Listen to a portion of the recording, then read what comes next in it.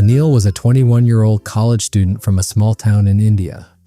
Life was predictable. Wake up, scroll his phone, go to class, eat, sleep, repeat. Comfort was everywhere. Fast food, online shopping, air conditioning, endless entertainment. But somewhere deep inside, he felt empty. One night, scrolling Instagram, Anil stumbled upon a video clip. It was a man standing in the freezing Arctic talking about suffering, silence, and finding something deeper within. The caption read, "Modern comfort is killing us. Read The Comfort Crisis." Something clicked. The next morning, Anil downloaded the book. And that's where everything changed. Michael Easter, the author of The Comfort Crisis, opens the book by asking a bold question. What if the key to living a better life is doing hard things? In our modern world, most of us live in a constant state of comfort. We sit too much, eat too much, avoid stress, fear boredom. We've engineered suffering out of our lives. But here's the twist. That very comfort is making us anxious, weak, and disconnected. And the only way to wake up is to get uncomfortable. Easter, a journalist who had lived a life of ease and routine, decided to push himself to the limit. He joined a backcountry hunting expedition in the Arctic, 30 days in one of the most brutal, unforgiving places on Earth. And from that extreme experience, he uncovered something astonishing. Discomfort doesn't break us. It rebuilds us. Anil couldn't stop reading. Easter explained how our ancestors had to walk 10 miles a day, survive hunger, face danger. Today, most of us don't even walk 2,000 steps. We panic when the Wi-Fi drops for 10 minutes. And science backs this up. Easter dives into research showing that comfort increases mental illness, obesity, and chronic disease. While discomfort, done deliberately, triggers growth, clarity, focus, resilience. One of the most powerful ideas in the book hit Anil hard. We have a misogi problem. Easter learned this term from Dr. Marcus Elliott, a human performance expert. A misogi is a challenging, almost impossible task you do once a year. Something with a 50% chance of failure. Something that scares you. Why? Because it stretches your limits, breaks your patterns, and rewires your brain. Anil paused there. When was the last time he did something that scared him? He remembered how afraid he was of public speaking. He remembered quitting the gym after just 2 weeks. He remembered always choosing the easy path. That night, he decided to find his own misogi.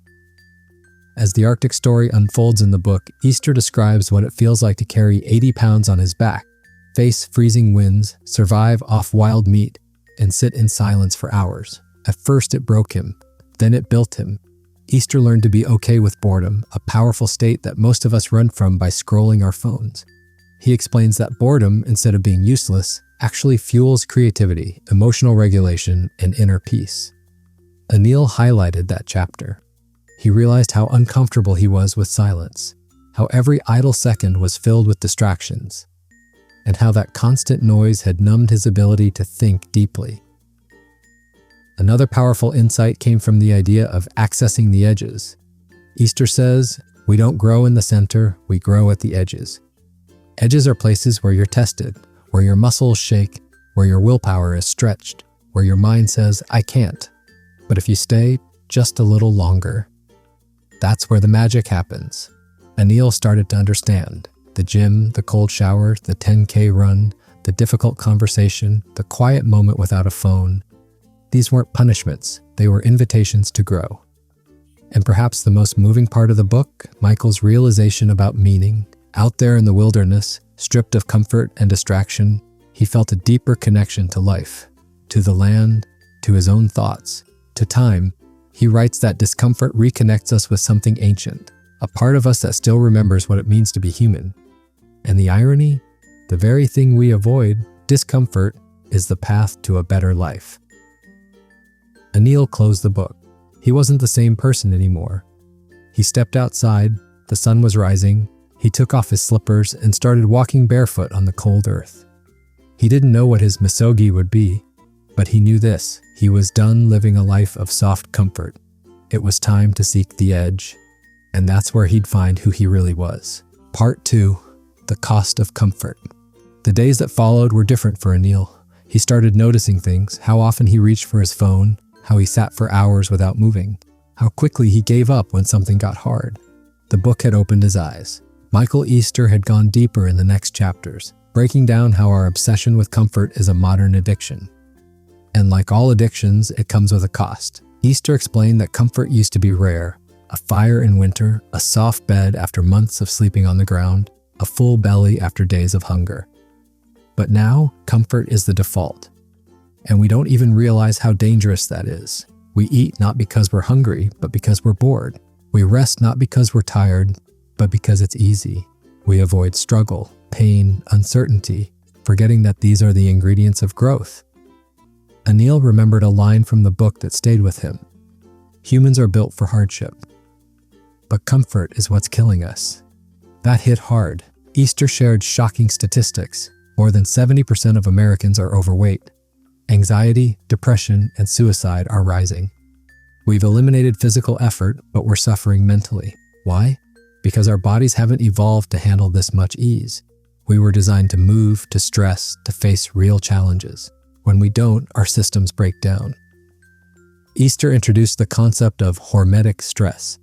It's the kind of discomfort that makes you stronger, like exercise, cold exposure, fasting, or mental strain. But we've replaced those with convenience. Anil remembered skipping workouts because the gym was too far, ordering food instead of cooking, sleeping in instead of running. Now he saw it for what it was, not just laziness, but a system working against him. Michael's journey in the Arctic was a daily test of hormetic stress. There was no warm bed, no junk food, no social media, just silence, hunger, cold, and movement. He writes that in that discomfort, something shifted. He started feeling more alive, more present, more human. It wasn't about being a survivalist, it was about remembering what we're capable of. One of the most impactful stories in the book was about boredom. Easter met researchers who studied how modern boredom is linked to depression because we don't know how to sit still anymore. When we get bored, we check our phones. If that doesn't work, we eat. If that fails, we find another screen. But when you sit through boredom without distractions, something magical happens. Your brain starts creating, problem-solving, reflecting, healing. Anil tried it. No phone, no noise, just sitting on his rooftop, staring at the sky. At first it was uncomfortable. His thoughts raced. He felt restless. But slowly he calmed down. Ideas started flowing, memories resurfaced, a strange peace settled over him. He realized Easter was right. Boredom isn't something to avoid, it's something to embrace. The book also dives into the idea of mental toughness. Easter quotes Navy SEALs, monks, and scientists. They all say the same thing. The mind gives up before the body. We think we're done, but we're only at 40%. That extra 60%, it's locked behind fear, doubt, and years of comfort. He tells the story of how, in the Arctic, he wanted to quit many times. The cold was unbearable. The silence was maddening. But he kept going. And by staying in that discomfort, he unlocked parts of himself he didn't know existed. Anil highlighted another line. Comfort tells us we're safe, but discomfort teaches us we're strong. He sat with that for a long time. How many opportunities had he missed because he was too comfortable? How many skills had he avoided learning because they were hard? How many dreams had he shelved because they weren't easy? That night, Anil made a decision. He wouldn't let comfort define his life anymore. He started small. He took cold showers. He walked 5 miles a day. He stopped scrolling aimlessly. Then he went further. He signed up for a local marathon, even though he had never run more than 2 kilometers. It scared him. And that's why he did it. Michael Easter writes, "The edge of discomfort is where we find out who we are." Anil was ready to find out. Part 3. The Misogi, Finding the Edge. Anil's feet hurt. His legs burned. He was only halfway through the marathon he had signed up for. No cheering crowd, no music, just the sound of his breath, his heartbeat, and the pounding rhythm of his shoes on the road. He wanted to stop, but somewhere in his mind, Michael Easter's voice echoed, "You can always take one more step." That sentence came from one of the most powerful ideas in the book, the Misogi. In the Arctic, Easter had done something most people would call insane. He had trekked for 30 days through harsh, freezing wilderness, carrying a backpack heavier than some people's luggage on international flights. But this wasn't just for survival. It was a modern misogi, a concept borrowed from ancient Japanese purification rituals, but redefined in the book. Easter explained that a misogi is a deep, personal challenge. Something so hard you're not even sure you can finish it. There's only one rule. You should have a 50% chance of failure. That was the magic of it. It wasn't about winning, it was about stretching the limits of your mind and body, doing something so uncomfortable, so bold, that you change in the process. No medals, no social media posts, just you and the challenge. Anil found himself deeply inspired by this. He realized how rarely people actually test their limits. Most of us live in a safe zone. We play small, we do what's easy, what's expected. But the misogi, it's a doorway to the unknown, to becoming more than who you were yesterday. Easter interviewed people who had done wild misogis, lifting huge stones underwater, running for 24 hours, climbing mountains without training. But it wasn't about the activity itself, it was about what it revealed. Fear, doubt, pain, grit, confidence, peace. Anil wrote in his notebook, "We don't grow when we're comfortable, we grow when we suffer with purpose." He planned his own misogi, not to prove anything to anyone, just to remind himself who he really was. Michael Easter also dug deep into mental framing, how elite performers reshape discomfort in their minds. He spoke with Navy SEALs who trained their brains to treat suffering as progress, with monks who sat in silence for hours to train focus, with researchers who found that the most resilient people didn't have better genes, they had better stories in their heads. When faced with discomfort, they didn't say, "I can't." They asked, "What can I learn from this?" Anil took that to heart. During his marathon training, when things got hard, he didn't say, "This is too much." He said, "This is misogi. This is growth." When his muscles screamed, he whispered, "Good. Now I know I'm alive." Easter also explored how death and discomfort are connected, not in a dark way, but in a way that wakes you up. He wrote about how most people avoid thinking about death. We hide it behind hospital curtains and polite silence. But facing death, thinking about it, gives your life clarity. It sharpens your values. It kills procrastination. It forces you to ask what really matters. In the Arctic, Easter had plenty of time to think. Out there, surrounded by nature and danger, he felt more alive than ever. And he realized, most of the stuff we worry about doesn't matter. That insight hit Anil hard. He stopped chasing meaningless things, stopped wasting time, stopped complaining. He started spending time with family, he laughed more, he worked less and lived more, because comfort won't give you peace, but purpose will. By this point in the book, Anil wasn't just a reader, he was living the ideas. Cold showers, daily walks, digital detox, morning solitude, and one big misogi every year. He wasn't perfect, but he was present, and for the first time in years, he felt free. Michael Easter ended this part of his journey with a simple but powerful truth. We're not here to be comfortable. We're here to grow, struggle, and become who we're meant to be.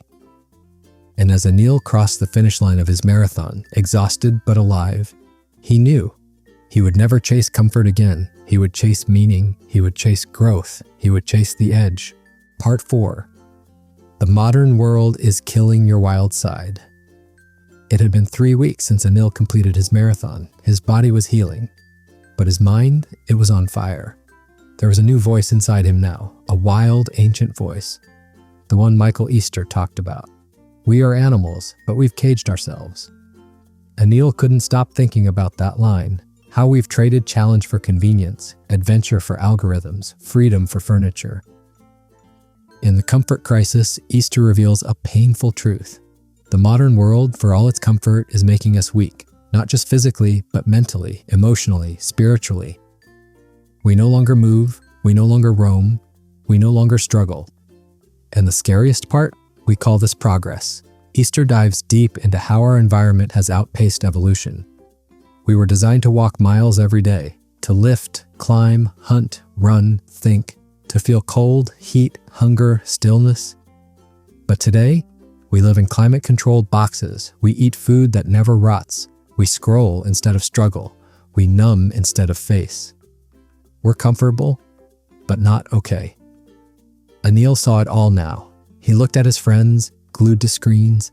He saw people numbing their anxiety with food, noise, and distraction. He noticed how everyone seemed tired, but no one ever did anything real. It wasn't their fault. It was the system. A system that rewards ease over effort, distraction over discipline, safety over soul. Easter backs it up with science. He shares research on dopamine hijacking, how our phones and habits trick our brains into thinking we're doing something important, when really we're just avoiding life. He writes about the dangers of hyperconsumption. We don't just eat more than we need, we consume everything more than we need. Content, comfort, validation, pleasure. We've traded meaningful discomfort for meaningless stimulation. One night, Anil turned off his Wi-Fi. No Netflix, no YouTube, no music, just him and silence. At first it felt like withdrawal, like something was missing. But then something shifted. He heard the ticking of the clock, the hum of the fan, his own breath. And in that silence, he found something rare. Clarity. Easter talks about this exact thing. He calls it the discomfort zone.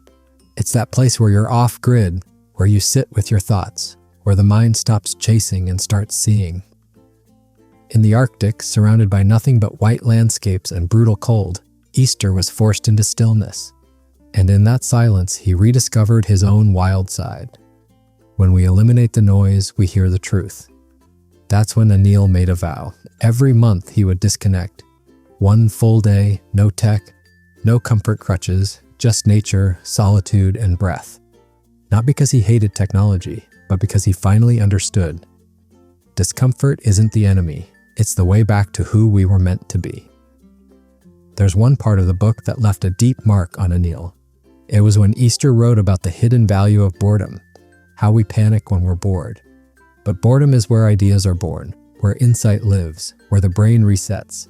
We think productivity is doing more, but often it's doing less so we can think better.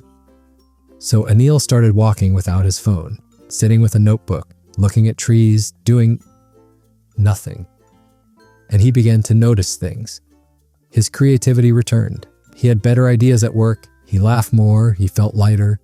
The comfort crisis isn't just a call to suffer, it's a call to wake up, to see how our modern lives, though padded with ease, are starving us of the things that make us feel alive. Struggle, adventure, connection, nature, silence, presence. In one chapter, Easter tells the story of a man who hiked the Arctic alone for 60 days. He had no phone, no food drops, no contact. Why? Because he believed that true freedom comes only when we're stripped of everything unnecessary. That man came back changed. Anil wanted that change, not by running to the Arctic, but by running toward discomfort in his own life. He wrote a note and stuck it to his mirror. Comfort is a cage. Escape daily, and he meant it. Part 5. Misogi, One Hard Thing. It was a rainy morning when Anil first read the word misogi. He was sitting in a cafe, sipping black coffee, flipping through the next chapter of the comfort crisis. The page read, "Do one thing each year that scares the hell out of you." That was the rule of misogi, an ancient Japanese ritual, and in Michael Easter's hands, it wasn't about tradition, it was about transformation. Anil leaned forward. This wasn't about gym challenges or bucket lists. This was something deeper. Easter wrote, "A true misogi must have a real chance of failure. You should only be 50% sure you can finish it." The idea shook Anil. Most of his life, he'd done only what he knew he could finish. He avoided failure, and without knowing it, he'd been avoiding growth. In the Arctic, Easter did his own misogi, trekking through brutal terrain miles from help. No shortcuts, no certainty. Just his mind, body, and the unknown. Why? Because real life begins where comfort ends. When you push yourself beyond what you think is possible, you meet the real you. Anil couldn't stop thinking about it. What would his misogi be? He started small, waking at 4 a.m., taking cold showers, saying no to junk food, leaving his phone at home during walks. These weren't giant leaps, but each one chipped away at the fake comfort he'd been hiding behind. He realized discipline wasn't about control, it was about freedom. Then came the big one. Anil decided to climb a mountain alone. No friends, no social media posts, no fanfare. Just him, his backpack, and a long, steep trail he'd never dared try. He didn't tell anyone. This wasn't for praise, it was for truth. The night before, he barely slept. Doubt whispered, "You'll quit. You'll fall. You're not built for this." But Easter's words came back. The voice in your head is a liar trained by comfort. So at 5 a.m., Anil laced his boots, zipped his jacket, and stepped into the fog. The trail was brutal, slippery stones, biting wind, muscles burning. Midway, his legs screamed, his breath was fire. He wanted to turn back, but something strange happened. In that struggle, a quiet smile formed, not because he loved the pain, but because, for once, he was fully alive. No noise, no numbness, just now. Michael Easter calls this the point of transcendence. When you go beyond what your mind says is possible, you meet a version of yourself you didn't know existed. There's power in doing hard things, not because you enjoy the pain, but because it reveals the truth. Anil reached the summit hours later, exhausted, soaked, but reborn. He looked out over the valley below, not just the land, but his old life. The comfort, the fear, the noise, it all looks so small now. Easter explains that Misogi doesn't have to be extreme. It just has to be hard, real, raw. It can be a 24-hour fast, a silent retreat, a solo trip, a run with no music, no phone, a project that scares you. The point isn't to win, it's to discover. Anil now had a new ritual. Once a year, he would choose one thing, one wild, hard, risky thing, something that made him say, "I'm not sure I can do this." Because that sentence, that's the doorway to growth. And on the other side, not perfection, not applause, but peace. The peace of knowing you didn't run from life. He wrote down Easter's rule on a card and kept it in his wallet. Do something hard. Do it alone. No one watching, no one saving you. That's where freedom lives. Part 6. Solitude, the silence you've been running from. The noise was constant. Notifications, traffic, headlines, voices. Even when Anil was alone, he wasn't really alone. There was always a screen, always a scroll, always a distraction. But then came a chapter in the comfort crisis that hit him like a brick. Easter called it rewilding, the process of returning your brain to its natural state, away from overstimulation, back to the rhythm it was built for. We're not supposed to be this connected all the time. Constant input makes us anxious, reactive, and numb. In the Arctic, Easter found that boredom wasn't a curse. It was a gateway. When the noise stops, creativity wakes up. So does peace. And most importantly, self-awareness. Michael Easter described his time in the Arctic, 33 days of near total silence. No Wi-Fi, no crowds, just the wind, the wilderness, and himself. And for the first time, Anil realized he hadn't heard real silence in years. Most people have never spent 15 minutes alone with no input. That line burned into Anil's brain. What was he avoiding in all that noise? Truth? Insecurity? Stillness? Easter wrote, "In the silence, things surface. Fears, dreams, truths. It's uncomfortable, but it's where clarity lives." So Anil tried it. One evening, he left his phone behind, stepped out into the fading daylight, and walked into the woods near his home. No music, no podcasts, just the crunch of leaves under his shoes and his own breath. At first, his mind screamed. He thought of emails, deadlines, everything he needed to do. But slowly, that inner chaos began to soften. The thoughts came slower, then quieter, then still. And in that stillness, Anil heard something he hadn't in a long time. His own mind, his own voice. Anil made a vow. Each week he would take 1 hour. No phone, no talking, no tech, just him and the world. At first it was hard. His brain fidgeted. He felt unproductive. But slowly something changed. Ideas started to flow. He noticed things he used to miss. The texture of tree bark, the pattern of bird calls, the way sunlight danced through clouds. His mind slowed, not in a bad way, in a beautiful way. Easter explained it like this. Solitude resets our nervous system, it sharpens attention, it gives us space to feel joy, to grieve, to dream. But in modern life, we trade that for scrolling. We chase stimulation. And we wonder why we feel empty. Anil began to see solitude not as isolation, but as medicine. Every great thinker, every spiritual leader, every creative genius, they all had one thing in common: time alone. It wasn't a luxury, it was a necessity. So he kept walking, kept sitting under trees, kept listening to the silence. And slowly the silence began to speak back. It said, "You're okay? You don't need more, you need less. You've been enough all along." Easter's book didn't tell Anil to run from the world. It told him to reconnect with it. And sometimes, to reconnect, you have to unplug. You have to let go of constant input and sit in the beautiful, terrifying, healing place called quiet. Anil smiled, remembering one of Easter's final thoughts on solitude. Boredom isn't your enemy, it's your brain asking for a break, so it can be great again. Part 7. Discomfort is the path to real joy. Anil sat on a wooden bench at the edge of a hill, watching the sun melt behind the horizon. His phone was off. His backpack was heavy. And yet, for the first time in a long time, he felt light.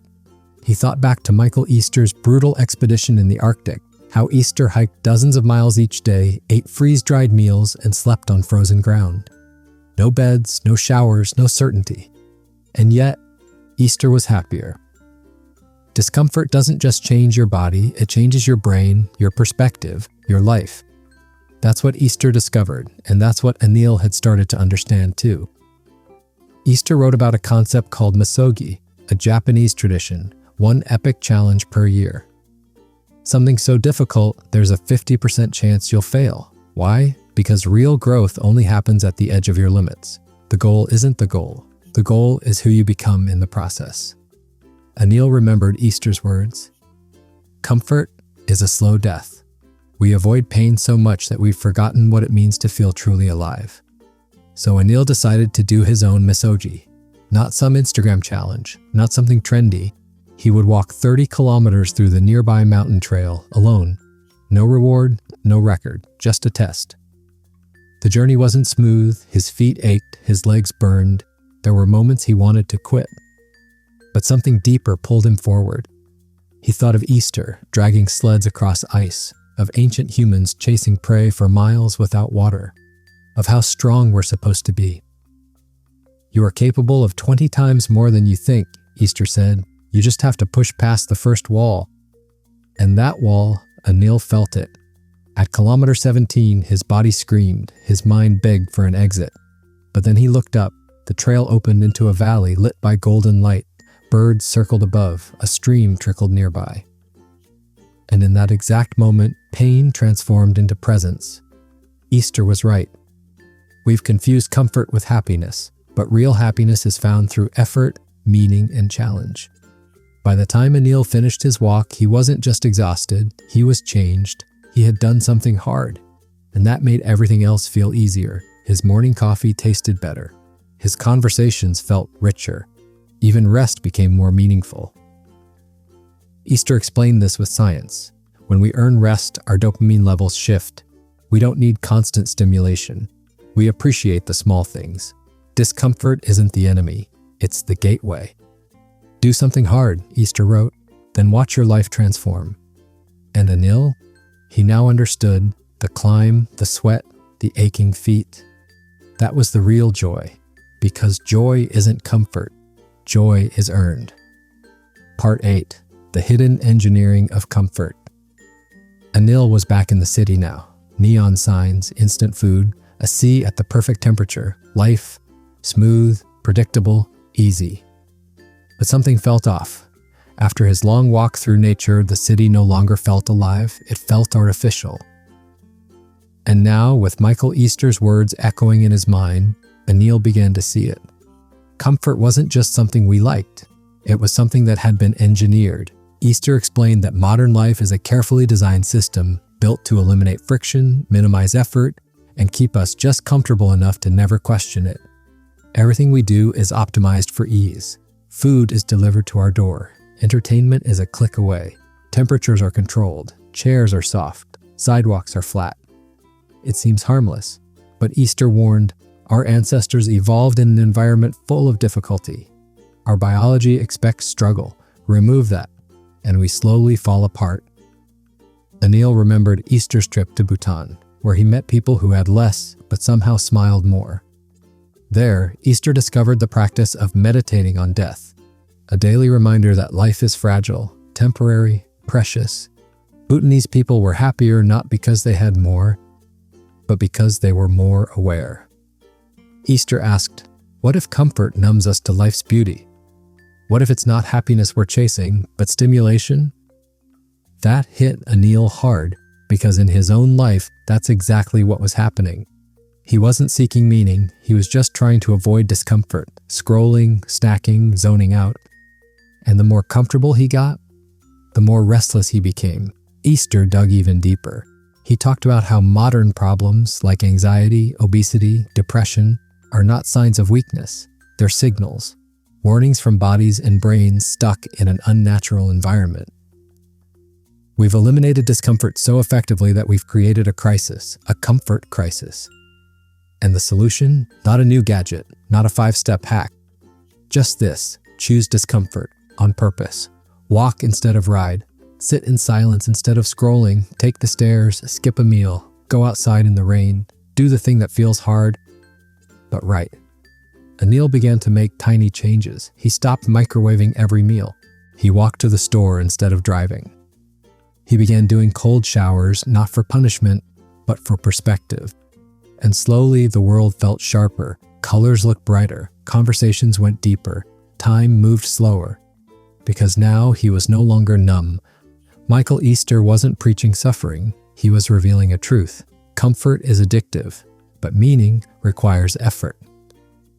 Anil saw his life with new eyes, and this time he didn't want easy. He wanted real. Part 9. The Other Side of Fear. It was a stormy evening when Anil stood at the edge of a rooftop gym. The wind howled, the sky was bruised with gray, but inside his chest something stirred, not fear, but fire. He had just finished rereading a chapter from Easter's book, a section about risk, a section about fear. Michael Easter had traveled to some of the harshest places on Earth, the Arctic, the wilderness of Alaska, places that terrified most people. But he didn't go for thrills, he went for truth. Because fear, as Easter discovered, is not a wall, it's a mirror. It shows us what we care about, what we're avoiding, and most importantly, what's holding us back. Fear isn't always a signal to run, Easter wrote. Sometimes it's a compass, pointing us toward growth. Anil paused. He thought about how much of his life had been ruled by quiet fears: fear of discomfort, fear of failure, fear of looking stupid, fear of trying something new. And yet, none of those fears had kept him safe. They'd only kept him small. Easter explained the science. Humans are hardwired to avoid risk, but in modern life, that instinct has gone haywire. We treat traffic, public speaking, or rejection like they're mortal threats. But the real threat is never doing the thing that scares you. We grow by leaning into fear, not away from it, Easter said. In the Arctic, Easter faced hunger, injury, and freezing cold. He pushed sleds through blizzards, carried gear across ice, went days without comfort. It wasn't just a test of survival, it was a test of spirit, and what he found was shocking. The more afraid he was, the more alive he felt. Anil had his own version of the Arctic. It wasn't the wilderness, it was a conversation he'd been avoiding. A career change he feared was too risky. A passion he never pursued because, what if I fail? But now, fueled by Easter's lessons, he asked himself, what if staying the same is the real danger? So Anil started saying yes. Yes to the hike, yes to the speech, yes to the hard conversation, yes to the unknown, and guess what? He didn't break, he bloomed. Each fear he faced added a brick to the foundation of someone new, someone bold, someone free. Easter captured this perfectly. Your brain tells you to avoid fear, but your soul, it wants the fight. That night, standing under a sky cracking with thunder, Anil didn't feel afraid anymore. He felt ready, because on the other side of fear was the life he was meant to live. Now, Part 10. Silence is a superpower. It was 5 a.m. The city was asleep, and for the first time in weeks, Anil left his phone behind. No headphones, no podcasts, just him and the sound of early morning air. He remembered what Michael Easter wrote about silence, how during his time in the Arctic, the quiet was so deep, so total, that it almost felt like sound itself had died. But in that silence, something came alive. In the stillness, Easter wrote, we hear the things that matter most. We live in a world that never shuts up. There's always a ping, a swipe, a scroll, a feed, and we think we're connected, but we're actually drowning in noise. Easter explained that our ancestors spent hours in quiet reflection, walking, hunting, just being. That silence helped them process thoughts, calm the mind, and gain insight. But now, we fill every second. Even boredom has become a problem to be solved instead of a gateway to something deeper. So Easter did the unthinkable. He unplugged. He sat for hours in the Arctic with no distractions, no screen, no sound. And what he discovered? His thoughts were loud, messy, uncomfortable, but beneath the chaos came clarity. Silence, Easter said, is a crucible. It burns away the noise and leaves behind truth.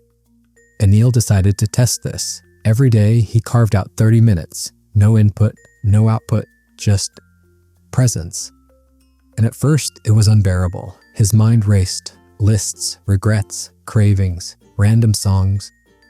But slowly, the noise faded and something else arrived. Peace. He began to notice the world again. The wind brushing the leaves, the way sunlight painted the walls, the rhythm of his breath. It felt like coming home, to a self he didn't know he had lost. Easter wrote about how silence isn't just peaceful, it's powerful. It resets the brain, boosts creativity, sharpens memory, and gives us the space to hear what we've been too busy to feel. Most of our problems, Easter said, can be solved by sitting in a room alone. Not forever, not in isolation, but in stillness. For just long enough to remember who we are, Anil realized this was the part of comfort no one talks about. Noise is comfortable, but it also keeps us distracted. True transformation? It happens in the quiet. So he kept walking each morning, no music, no agenda, just silence. And himself. And in that silence, he found answers he didn't even know he was looking for. Part 11. Voluntary discomfort, permanent strength. One morning, Anil looked around his apartment. It had all the signs of a comfortable life. A soft bed, a stocked fridge, streaming services at his fingertips, everything within reach, except meaning. That's when Easter's words echoed in his mind. Comfort is overrated. It's not making us happier, it's making us weaker. In the book, Michael Easter explored a radical idea. That voluntary discomfort is the missing link in modern life. He dove into the science, the philosophy, and the real-life practices of those who seek discomfort on purpose.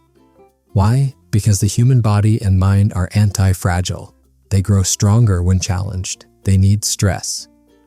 But the modern world has removed all of it. We've engineered all discomfort out of our lives, Easter wrote, and now we're breaking under the weight of comfort.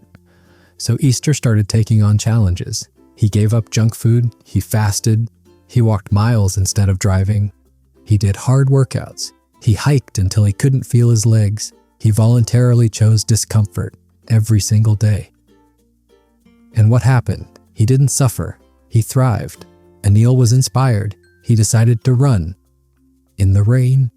The first time, it was awful. Soaking wet shoes, cold air slicing his lungs, mud splashing his legs. But afterward, he felt alive. The next week, he started intermittent fasting. At first, his stomach rebelled, but then his energy sharpened. His mental clarity spiked. He realized he wasn't hungry. He was addicted to constant fullness. Easter didn't just talk about physical discomfort, he leaned into mental discomfort too.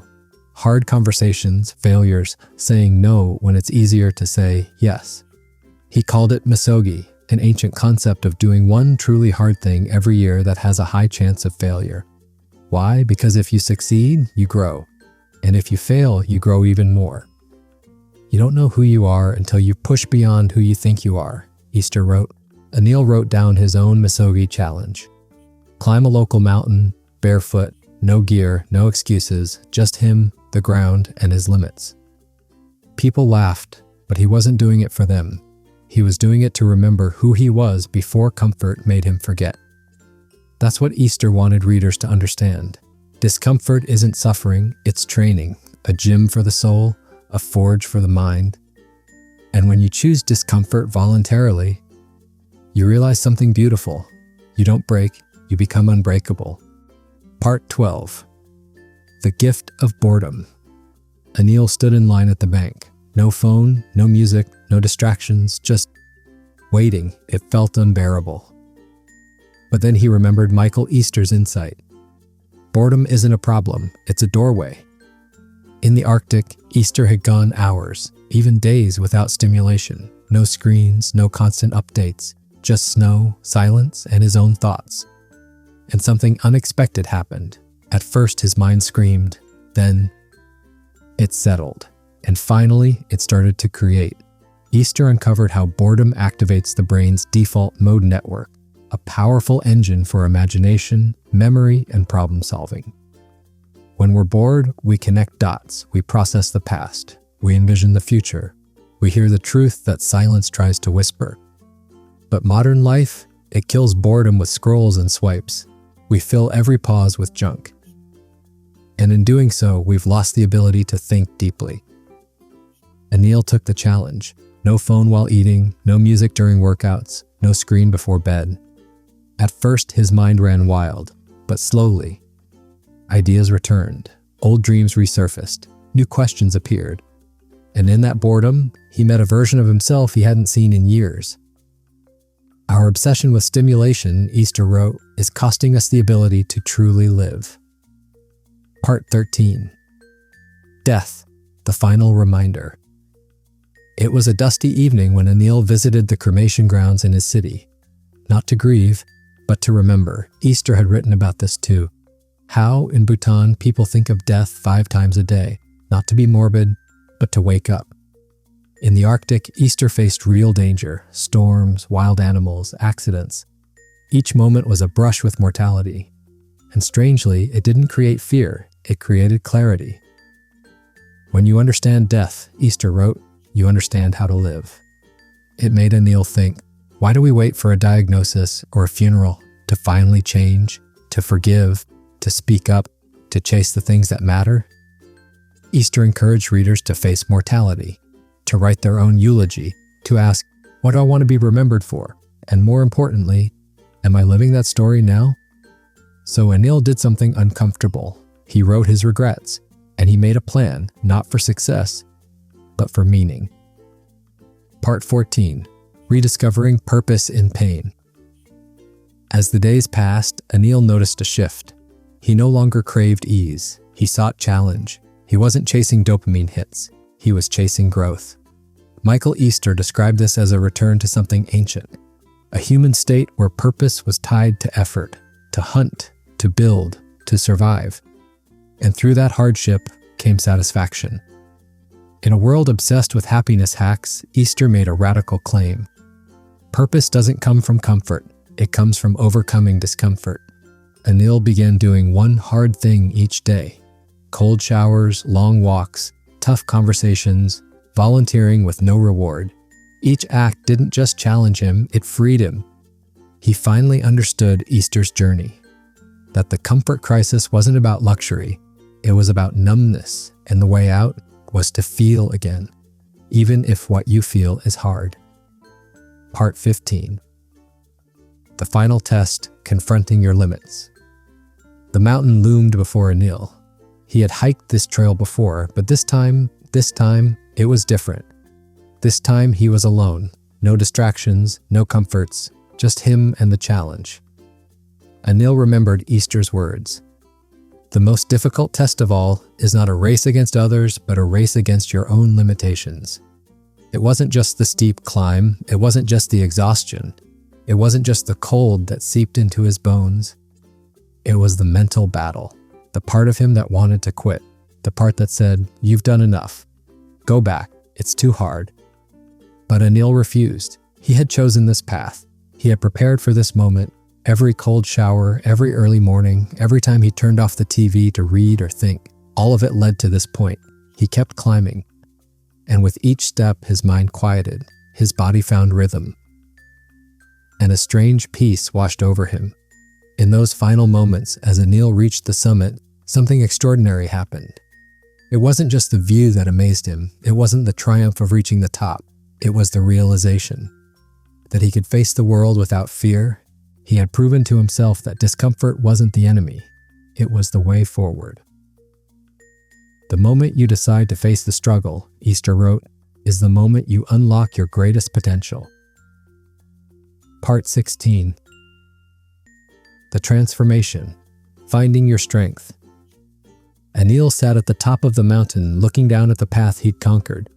For the first time in a long time, he felt completely alive. Michael Easter's journey had shown him the truth. Life wasn't meant to be lived in comfort. It was meant to be lived in growth. He thought back to his life before reading the book, the days spent on the couch, the routines that kept him comfortable but stagnant, the numbing distractions. Part 12. The gift of boredom. Anil stood in line at the bank. No phone, no music, no distractions, just waiting. It felt unbearable. But then he remembered Michael Easter's insight. Boredom isn't a problem, it's a doorway. In the Arctic, Easter had gone hours, even days without stimulation. No screens, no constant updates, just snow, silence, and his own thoughts. And something unexpected happened. At first his mind screamed, then it settled, and finally it started to create. Easter uncovered how boredom activates the brain's default mode network, a powerful engine for imagination, memory, and problem solving. When we're bored, we connect dots, we process the past, we envision the future, we hear the truth that silence tries to whisper. But modern life, it kills boredom with scrolls and swipes. We fill every pause with junk. And in doing so, we've lost the ability to think deeply. Anil took the challenge. No phone while eating, no music during workouts, no screen before bed. At first, his mind ran wild, but slowly, ideas returned, old dreams resurfaced, new questions appeared. And in that boredom, he met a version of himself he hadn't seen in years. Our obsession with stimulation, Easter wrote, is costing us the ability to truly live. Part 13. Death, the final reminder. It was a dusty evening when Anil visited the cremation grounds in his city. Not to grieve, but to remember. Easter had written about this too. How, in Bhutan, people think of death 5 times a day, not to be morbid, but to wake up. In the Arctic, Easter faced real danger, storms, wild animals, accidents. Each moment was a brush with mortality. And strangely, it didn't create fear, it created clarity. When you understand death, Easter wrote, you understand how to live.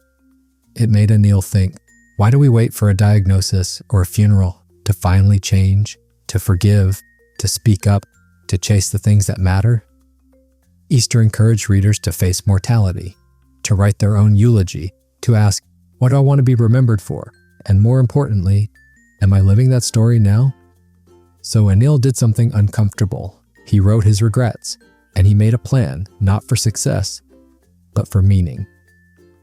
Part 14. Rediscovering purpose in pain. As the days passed, Anil noticed a shift. He no longer craved ease. He sought challenge. He wasn't chasing dopamine hits. He was chasing growth. Michael Easter described this as a return to something ancient, a human state where purpose was tied to effort, to hunt, to build, to survive. And through that hardship came satisfaction. In a world obsessed with happiness hacks, Easter made a radical claim. Purpose doesn't come from comfort, it comes from overcoming discomfort. Anil began doing one hard thing each day. Cold showers, long walks, tough conversations, volunteering with no reward. Each act didn't just challenge him, it freed him. He finally understood Easter's journey, that the comfort crisis wasn't about luxury, it was about numbness, and the way out was to feel again, even if what you feel is hard. Part 15. The final test, confronting your limits. The mountain loomed before Anil. He had hiked this trail before, but this time, it was different. This time he was alone. No distractions, no comforts, just him and the challenge. Anil remembered Easter's words. The most difficult test of all is not a race against others, but a race against your own limitations. It wasn't just the steep climb, it wasn't just the exhaustion, it wasn't just the cold that seeped into his bones. It was the mental battle, the part of him that wanted to quit, the part that said, "You've done enough. Go back, it's too hard." But Anil refused. He had chosen this path. He had prepared for this moment. Every cold shower, every early morning, every time he turned off the TV to read or think, all of it led to this point. He kept climbing. And with each step, his mind quieted. His body found rhythm. And a strange peace washed over him. In those final moments, as Anil reached the summit, something extraordinary happened. It wasn't just the view that amazed him. It wasn't the triumph of reaching the top. It was the realization that he could face the world without fear. He had proven to himself that discomfort wasn't the enemy. It was the way forward. The moment you decide to face the struggle, Easter wrote, is the moment you unlock your greatest potential. Part 16. The transformation. Finding your strength. Anil sat at the top of the mountain, looking down at the path he'd conquered. For the first time in a long time, he felt completely alive. Michael Easter's journey had shown him the truth. Life wasn't meant to be lived in comfort. It was meant to be lived in growth. He thought back to his life before reading the book, the days spent on the couch, the routines that kept him comfortable but stagnant, the numbing distractions,